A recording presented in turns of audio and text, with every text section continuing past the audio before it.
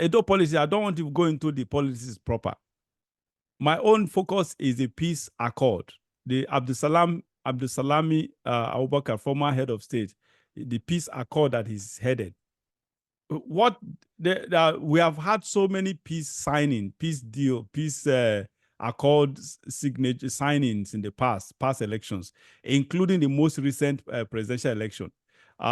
Yet, what happened at the election, 2023 general election, after signing all this peace pact or whatever? What is your thought on that? Do you think Abdussalam is on the right course? I think we have Matthew Kuka on that team too. Do you think they are on the right course? They are doing it. Do you think it's a viable thing? Is it working? Has it worked? Is it working? Will it work in Edo State again? What is your thought on that? Well, the peace agreement is not what the paper it is written on, because in classic Nigeria, we sign and after that we forget that we even signed something. We go back and we are what we are, and we continue to do what we have done. The Abdussalam National Peace Committee has been going around. Anytime there's elections, they go around, try to bring the parties together to preach peace. But the Nigerian politics transcends peace. What is at stake is not what can be got by peaceful means. So signing the paper is just to fulfill all righteousness in the presence of this statesman. He has no weight. In fact, it's not worth the price of the paper that is written on.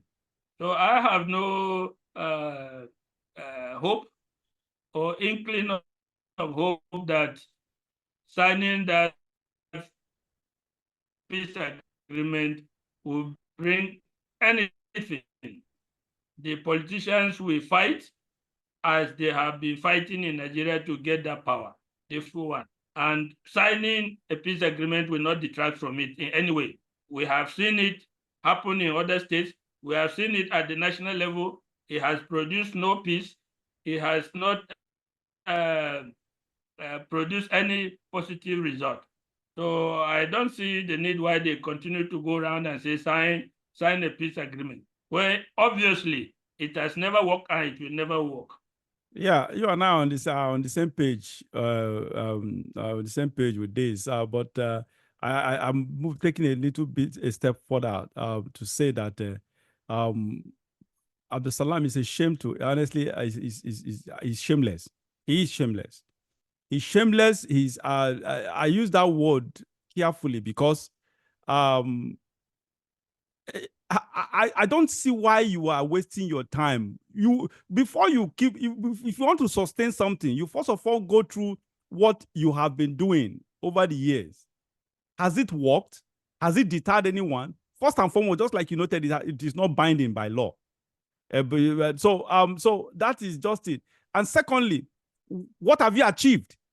Why do you? I'm surprised people like Kuka. Anyway, Kuka is a government person. Any government that comes, you just play along or whatever. So the truth is, I don't see that piece. It has done literally nothing. They have achieved literally nothing. Now, my problem, why I say that Abdussalam is shameless, is because you did this in 2023, and after that, after signing all these things, how did the election go? The election was marred with violence. The election was marred with threats against certain ethnic groups, especially in Lagos. What did you do? Did you come out then? What did you do when there was serious threats and destruction of Igbo properties in Lagos during the election? And even Tinubu himself, who encouraged this, did you talk to him? Did you talk? What did you say anything? Abdussalam literally said nothing over everything that happened, even after signing this useless and worthless peace pact in 2023. After signing that, everything that happened, he didn't come out to say anything. He didn't come out to rebuke the president. He didn't come out to come out to address the nation as a former head of state. I don't know why the man is just trying to keep himself relevant. I don't know. And obviously, government is paying him they're probably paying him for what he's doing as well. with all the wealth he stole from Nigeria, during the 11 years reign, his 11 years reign as the military ruler. For God's sake, I don't know why this man is just wasting our time and his time, rather. This is just, it is just crazy, for God's sake. The last time he had a meeting, what do you call, Council of State meeting, and this crazy boy, Tinubu and his team came out and said that everybody casted vote of confidence on him, including Abdussalam was in that meeting. Gowon was in that meeting. They casted vote of confidence. And I remember you told me how that is done. Usually it is done by majority, not necessarily everyone. The moment the majority says yes, and that automatically. But even at that, if you disagree, because I believe that none of the former presidents or former head of state disagreed with that vote of confidence. They were in tune with that, because if you disagree, just like the judges does it now, even if judges who are really professionals, they are not politicians, they are professionals in their field, do that. After judgment, you have cases, appeal court, you have about 3 judges, you have Supreme Court, you have about 7, minimum 7 or whatever. The moment judgment is passed, you see the dissenting judgment comes out, isn't it, barrister? They will release, the dissenting judge or justice will release his or her statement to actually notify everyone that I actually objected and I dissented to this judgment, and these are my reasons.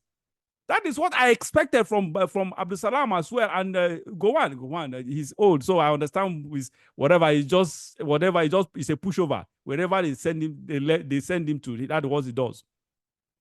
So that's what I expected from Abdussalam, to come out and say, no, yes, a vote of confidence was passed by the majority, but I didn't do that. So I just consider that including him, he passed vote of confidence on Tinubu after signing this crazy peace pact in 2023, and Tinubu forced himself on us, raped the democracy, and you are coming to sign whatever. It doesn't make sense, honestly. The man is just ridiculing himself, honestly. At his age, he should be an elder statesman. He should be a father of the nation, who is calling everyone's attention to do it just like what Obasanjo is doing, making it public. Not every day you want to do something you want to show off for people to think you are doing the right thing, but behind the scene you are not doing anything. You are taking money. Obviously, the government is probably taking care of him as well, even though he's rich. Of course, who knows? Probably getting one thing or the other, one favor or the other from the government. These guys are a bunch of corrupt fools, unfortunately. Barrister, let's move.